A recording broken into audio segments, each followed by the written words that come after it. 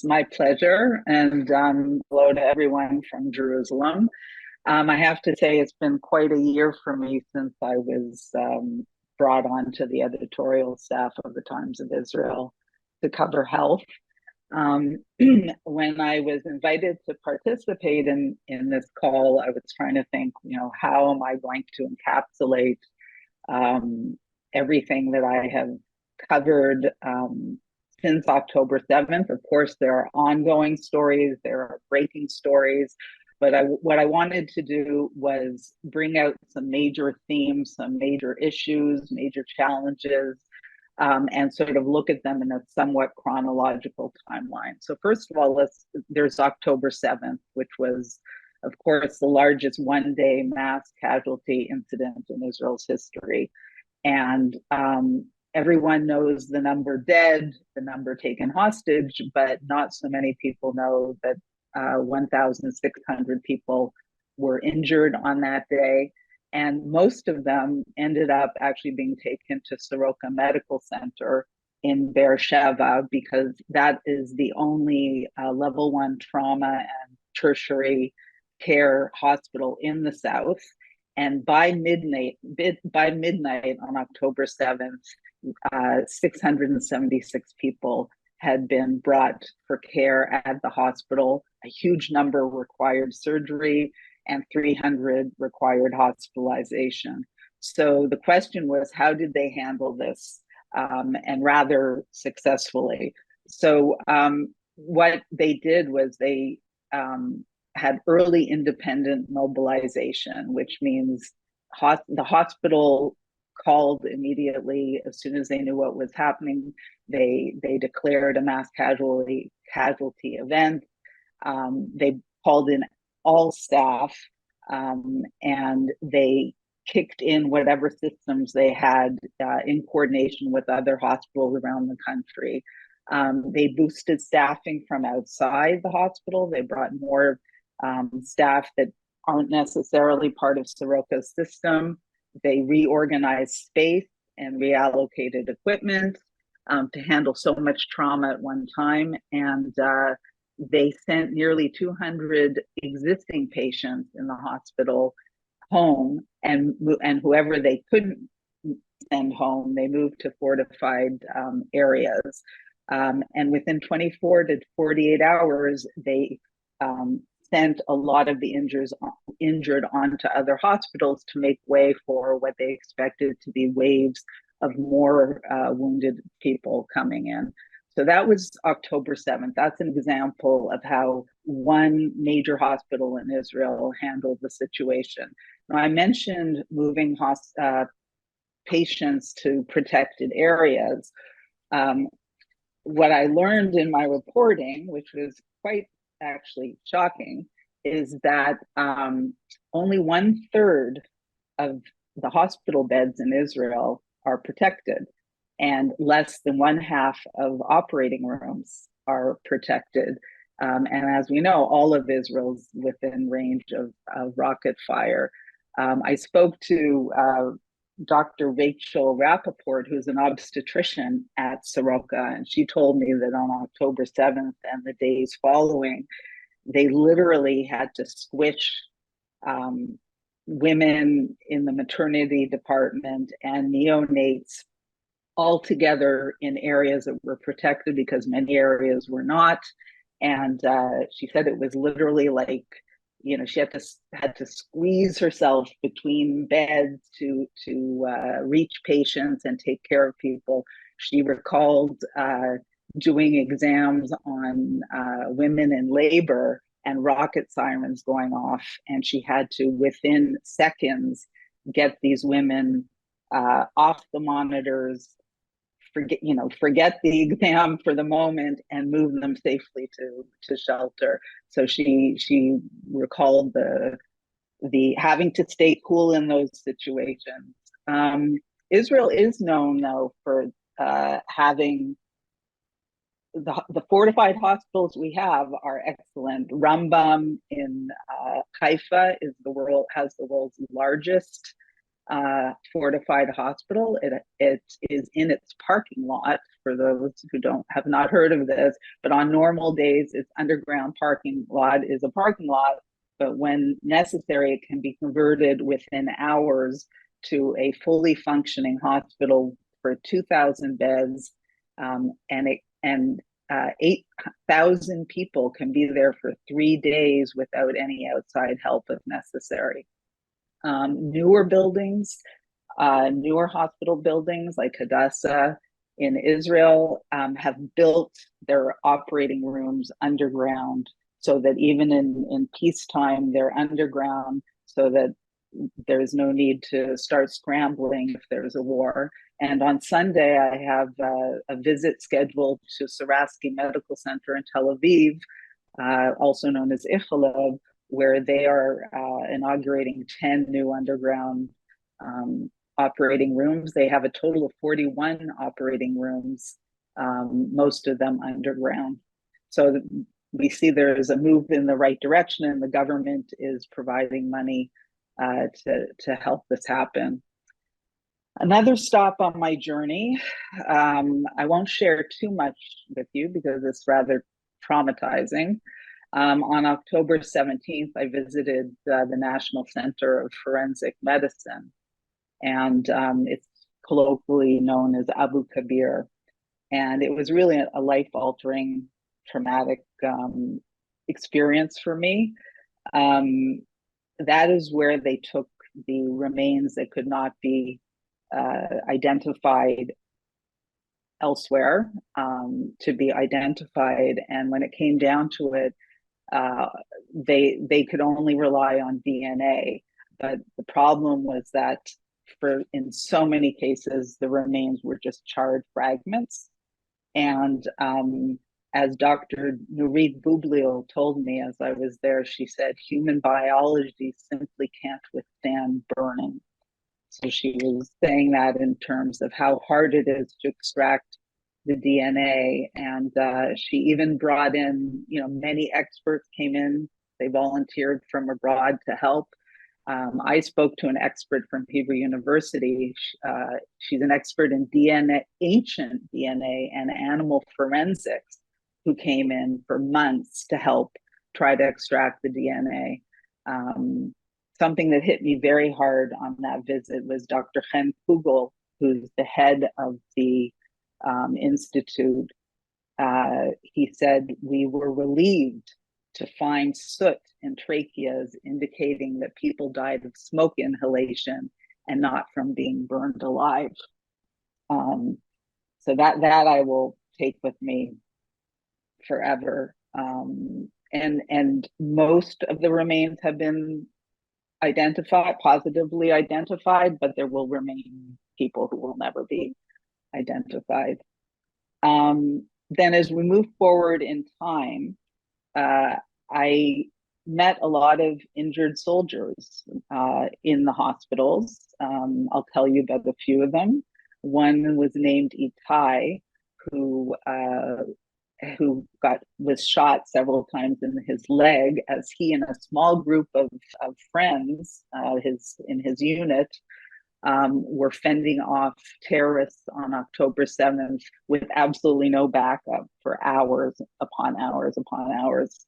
I met another Itai who on October 11th had his neck ripped open when a grenade that a terrorist threw at him exploded right next to him. And he told me actually about how he had an out-of-body experience, how he for about 30 seconds, he stopped breathing and he literally he saw what was happening around him and saw himself from outside his body.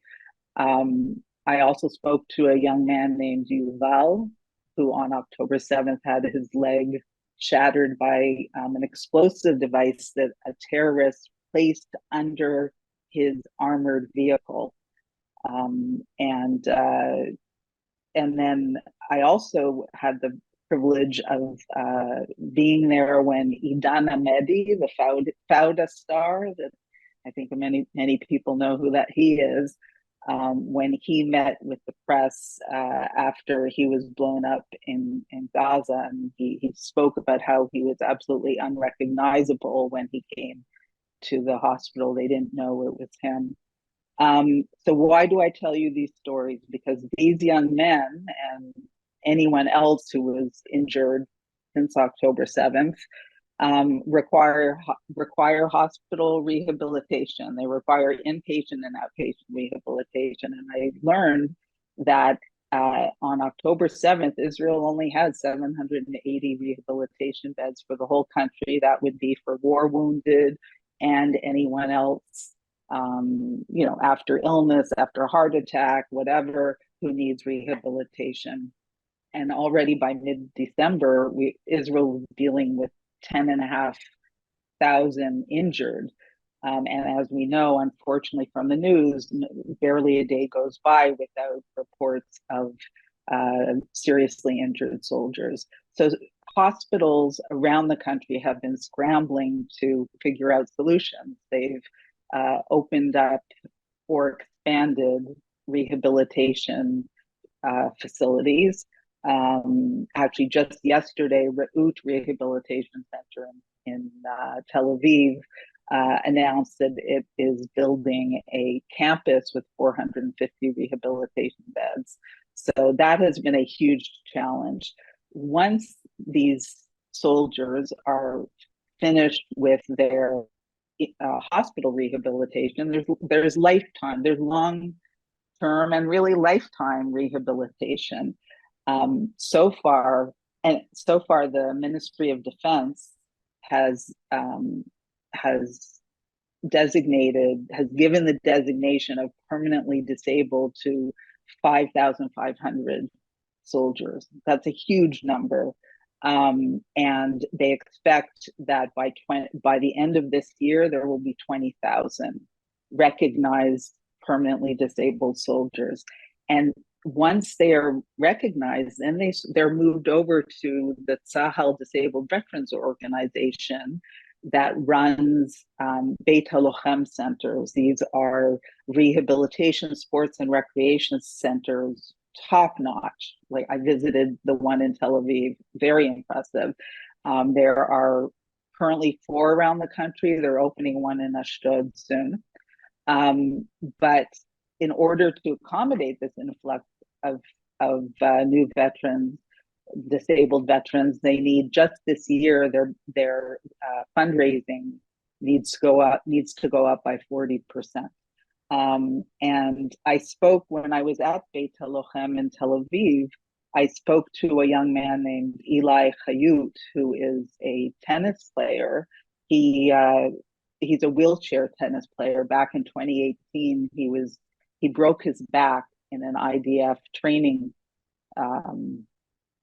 accident, and he has been going out to the hospitals to meet the soldiers, and invite them to come check out Beit HaChayal. And he said something to me that is very, he was sort of joking, but not joking. He said, this is an organization that probably the only one in the world that doesn't want to grow. But he said the situation is what it is. And he said he's actually excited to get these younger people involved, because he says, because before October 7th, the almost all the members of the organization and those who come to the centers are 60 years old and older. So there's going to be a real change in terms of the programming, the whole atmosphere.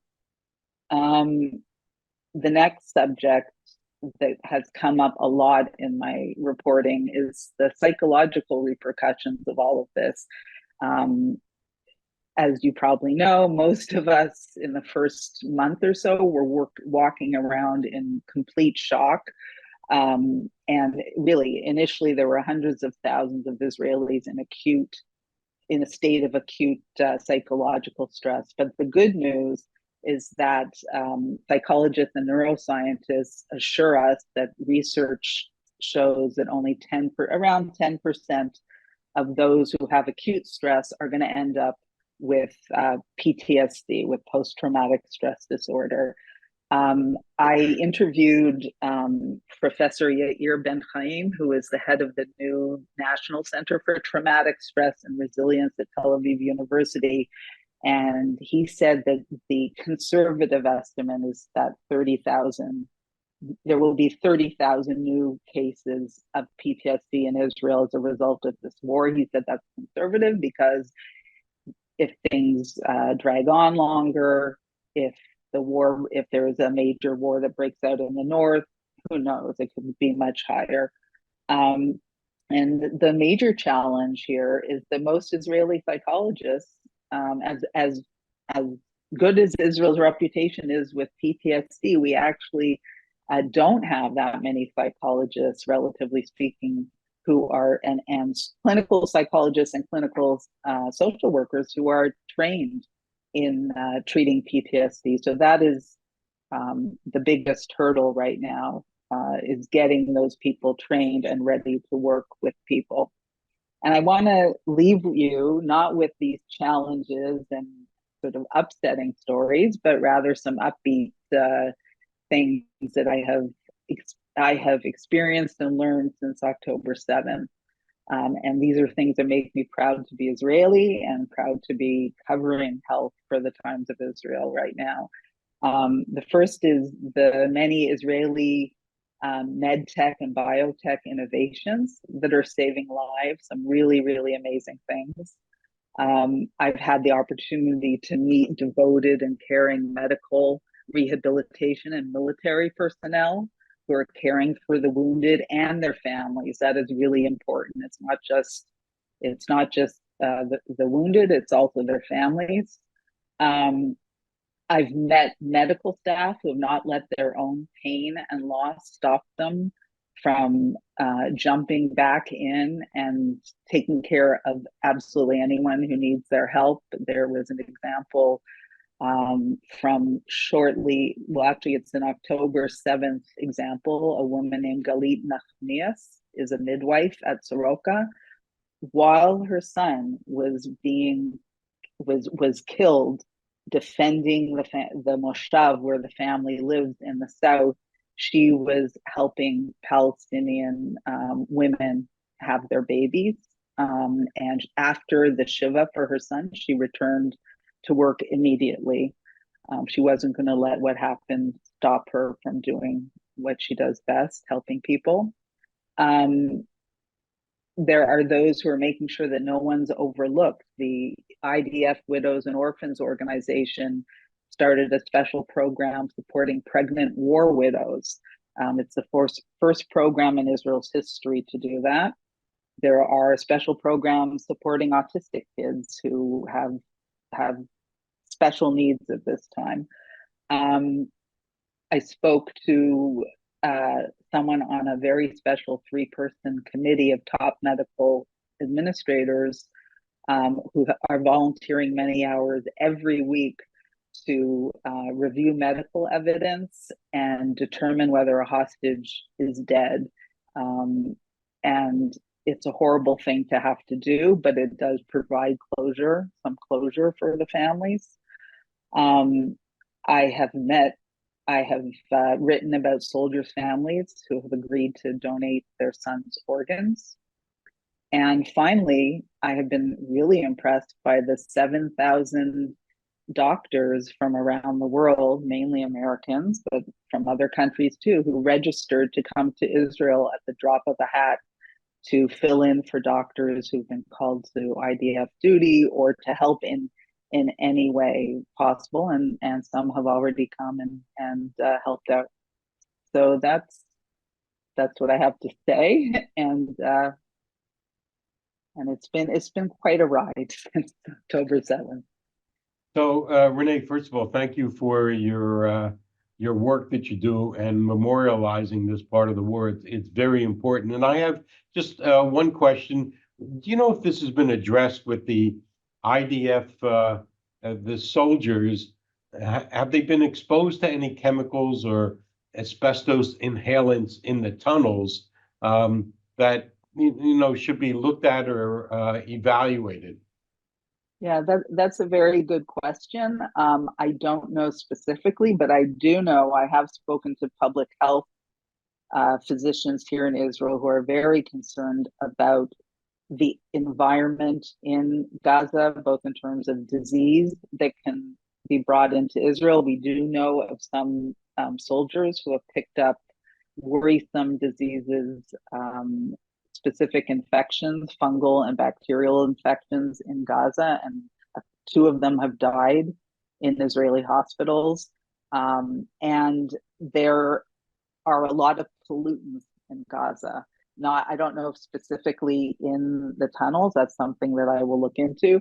But there are a lot of pollutants in Israel that could be a danger to the soldiers' health and, to Israel's health as well, because Gaza is, kilometers. It's practically the same place. So there's no way to stop things from getting into Israel's Right. water, Right. etc.